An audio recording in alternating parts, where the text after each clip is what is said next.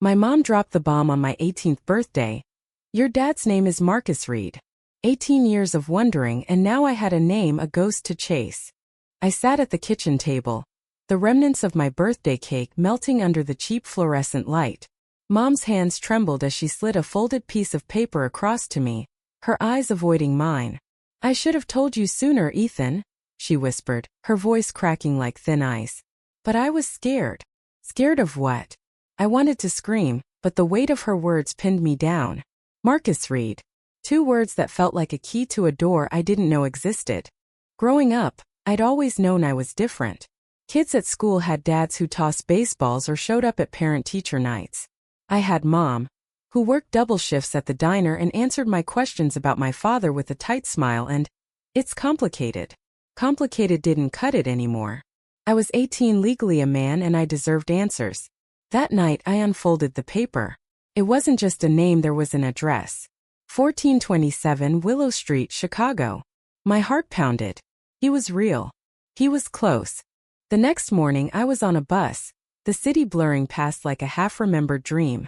Chicago was only an hour from my small town, but it felt like crossing an ocean. I clutched the address in my pocket, my fingers tracing the ink as if it might vanish. What would I say? Hi, I'm your kid? Would he even want to see me? The questions churned, but I pushed them down. I'd come this far. No turning back. Willow Street was a tired stretch of brick buildings and cracked sidewalks. Number 1427 was a narrow apartment building, its paint peeling like old skin. I stood outside, my breath visible in the chilly air, and checked the buzzer. M. Reed was scrawled next to apartment 3B. My pulse raced. This was it. I pressed the button, and after a long pause a gravelly voice crackled through. Yeah. Hi. I'm Ethan. I'm looking for Marcus Reed. Silence. Then a buzz and the door clicked open. The stairwell smelled of mildew and cheap air freshener. My sneakers echoed as I climbed to the 3rd floor, each step heavier than the last. At 3B the door was already ajar. A man stood there, maybe in his late 40s, with graying stubble and tired eyes. He was lean, almost gaunt, wearing a faded flannel shirt. He looked at me like I was a puzzle he couldn't solve. You Ethan? He asked, his voice low. Yeah. Are you Marcus? He nodded, stepping back to let me in. The apartment was small, cluttered with mismatched furniture and empty beer cans. A woman sat on a sagging couch, her sharp eyes sizing me up. She had dyed blonde hair and a cigarette dangling from her lips. Who's this, Marcus? She asked, her tone clipped. This is Ethan, Marcus said, not looking at her. Says he's looking for me. I swallowed hard. I think I'm your son. The air in the room shifted, like someone had sucked out all the oxygen. Marcus froze, his hand halfway to a pack of smokes on the table. The woman, his girlfriend, I guessed, laughed, a harsh barking sound. His son? Oh, that's rich. Lisa enough, Marcus snapped, but his voice shook. He turned to me, his eyes searching my face. How do you know? My mom told me. Sarah Carter. She said you two were together 19 years ago. She gave me your name yesterday on my birthday. Marcus ran a hand through his hair, pacing a small circle. Sarah, he muttered, like the name was a ghost he'd buried. Jesus. Lisa stood, tossing her cigarette into an ashtray. You're buying this, Marcus? Some kid shows up, says he's yours, and you're just gonna roll with it? Her voice dripped with skepticism, but there was something else, fear, maybe. She looked at me like I was a threat. I'm not here to cause trouble, I said, my hands up. I just wanted to meet you. To know who you are. Marcus sank into a chair, his face pale. I didn't know, he said, almost to himself. Sarah never told me she was pregnant. We split up. It wasn't clean. I nodded, trying to process. She said you left town. That you didn't want to be tied down. He winced like I'd hit him. I was a mess back then. Young, stupid.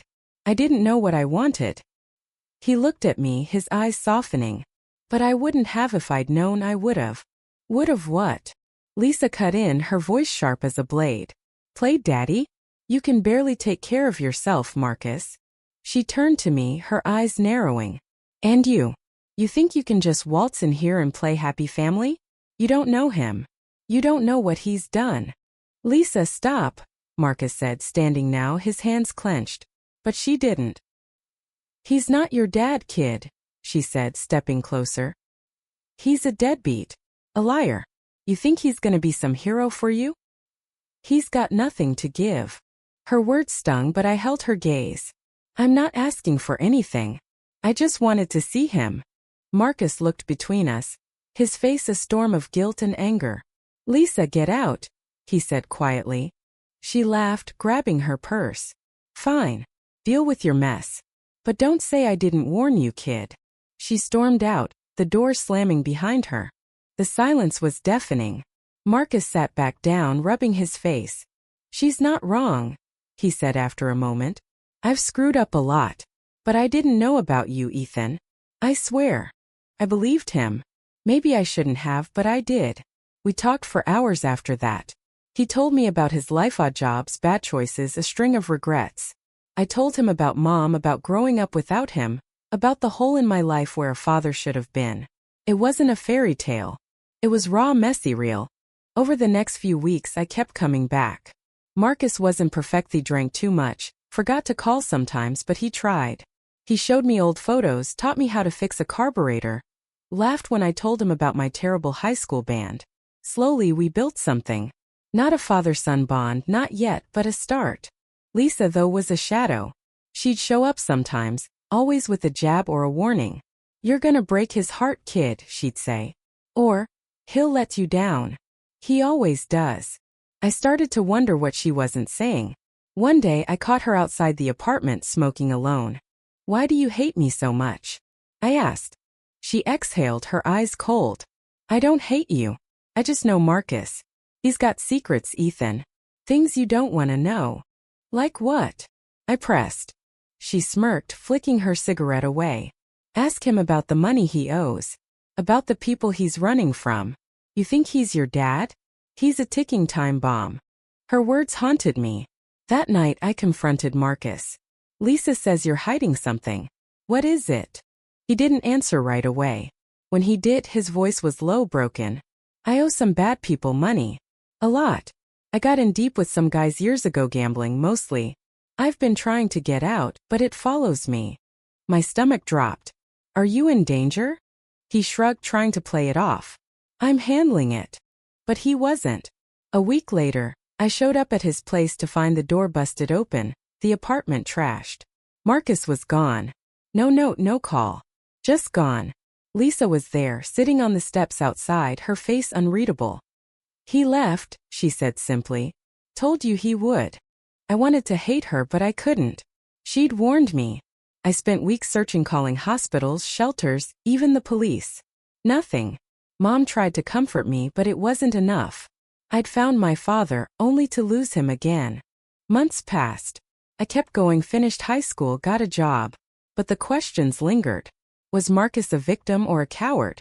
Did he leave to protect me, or because he couldn't face his past? And Lisa, what did she know?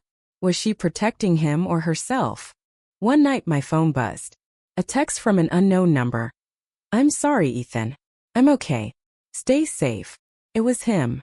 I stared at the screen, torn between relief and rage. I didn't reply. I couldn't. Life isn't a movie. There's no neat ending, no big hug in the rain. But I learned something. Family isn't just blood, it's the people who show up, who stay, who fight for you. Marcus wasn't that person. Maybe he wanted to be, but wanting isn't enough. What do you think? Was I wrong to chase a ghost? Should I forgive Marcus or let him go? Share your thoughts. What's right? What's just when the truth is this messy?